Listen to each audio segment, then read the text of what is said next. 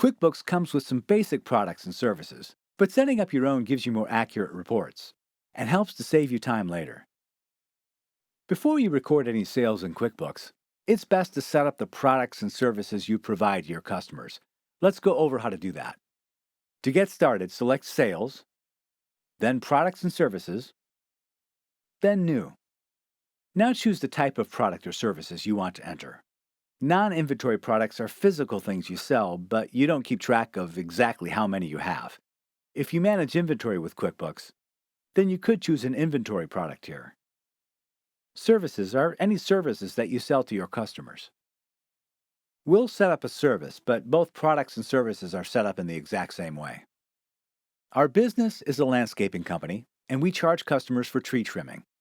There's a field for stock keeping unit if you need to track that for your products. You can also group your products and services into categories.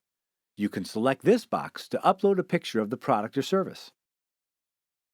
Enter a description of the product or service.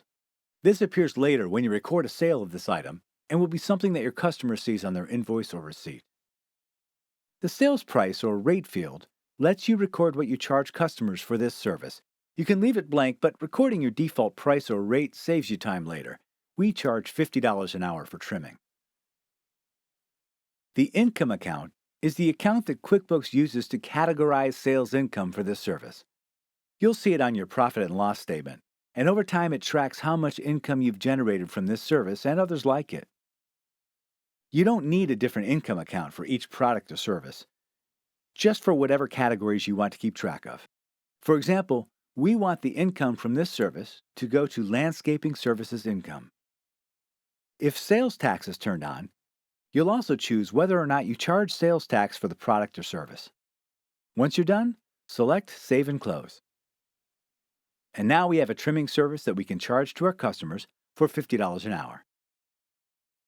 Now, try setting up your own products and services in QuickBooks.